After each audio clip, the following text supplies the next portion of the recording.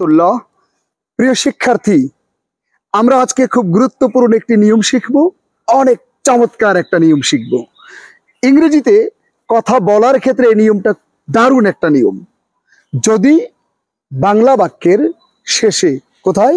বাংলা বাক্যের শেষে, বাংলা বাক্যের শেষে কথা উল্লেখ থাকে। কি উল্লেখ থাকে? কথা উল্লেখ থাকে। কথা। বাংলা বাক্যের শেষে যদি কথা উল্লেখ থাকে, যেমন আমার পড়ার কথা, তাহলে প্রথমে সাবজেক্ট হচ্ছে আমার, তারপর পড়া হচ্ছে ভার্ব, আর বাক্যের শেষে আছে কথা। কথা, কথা, আমার পড়ার কথা।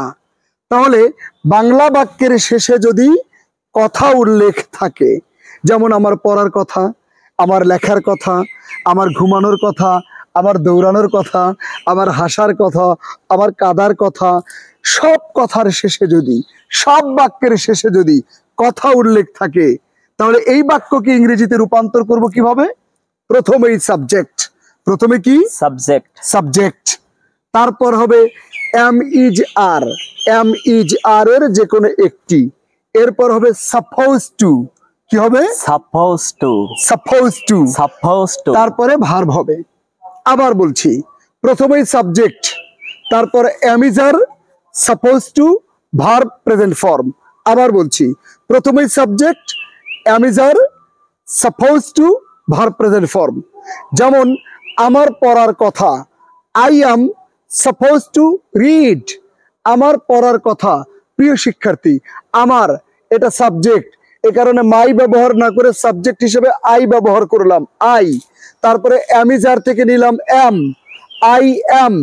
কথা, এটার কারণে নিলাম suppose to, I am suppose to. এরপরে ভার্ব হলো read, I am suppose to read.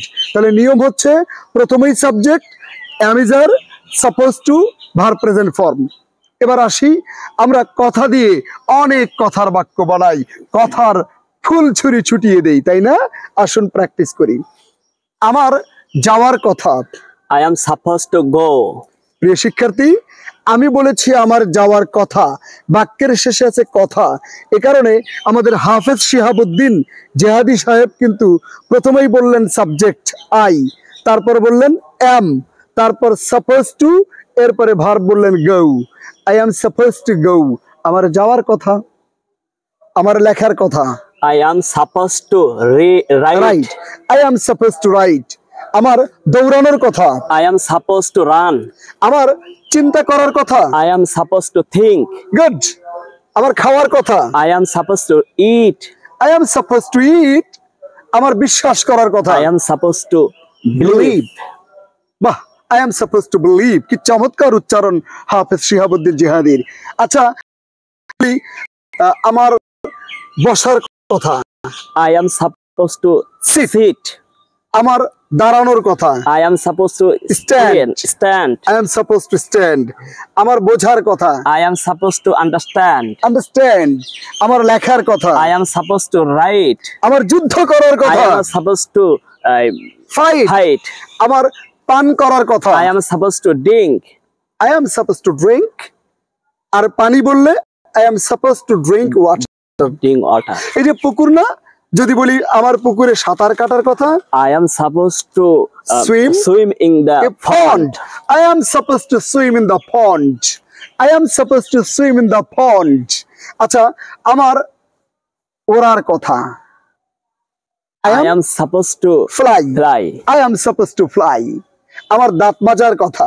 I am supposed to brush. দাঁত কি আপনার মাঝের না অন্য কারো? আমার। I am supposed to brush my teeth. I am supposed to brush my teeth. আমার ছবি আঁকার কথা। I am supposed to draw a picture. I am supposed to draw a picture. I am supposed to draw a picture.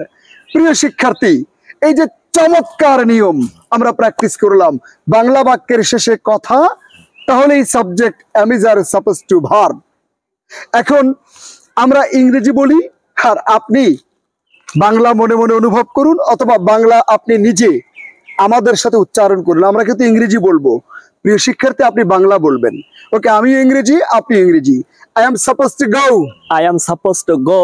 I am supposed to write. I am supposed to write. I am supposed to drink I water. am supposed to drink water. I am supposed to drive a car. I am supposed to drive a car. I am supposed to swim in the pond. I am supposed to swim in the pond. I am supposed to write. I am supposed to write. I am supposed to fight. I am supposed to fight. I am supposed to believe. I am supposed to believe. I am supposed to catch fishes. I am supposed to catch fishes. I am supposed to draw a picture. I am supposed to draw a picture. I am supposed to brush my teeth. I am supposed to brush a teeth. Brush my teeth. Brush my teeth. My teeth. My teeth. Acha, I am supposed to think. I am supposed to think. I am supposed to go to the mosque. I am supposed to go to the mosque. I am supposed to go to the madrasa. I am supposed to go to the madrasa. I am supposed to go to the market. I am supposed to go to the market. তাহলে প্রিয় শিক্ষার্থী আপনি কি করবেন? I am supposed to এটুকু ঠিক রাখবেন, আর তারপরে একটা ভার্ব যোগ করবেন। I am supposed to go. I am supposed to write. I am supposed to drink. I am supposed to drive. I am supposed to draw. I am supposed to fly. I am supposed to think. I am supposed to imagine. I am supposed to discover.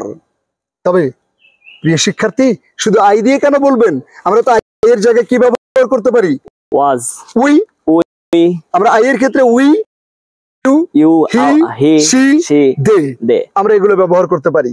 তার মানে প্রথমে I am suppose two দিয়ে verb যোগ করে করে অনেকক্ষণ বাক্য বানাই, এরপর আই এর জায়গায় উই দিয়ে, হি দিয়ে, সি দিয়ে, দে দিয়ে, এভাবে প্র্যাকটিস করতে থাকলে ইংরেজিতে অনর্গল কথা বলা সেটা কি মামুর বাড়ির মোয়া? মামুর বাড়ির মোয়াই হয়ে যাবে প্রিয় শিক্ষার্থী ইনশাআল্লাহ। আসসালামু আলাইকুম ওয়া রাহমাতুল্লাহ।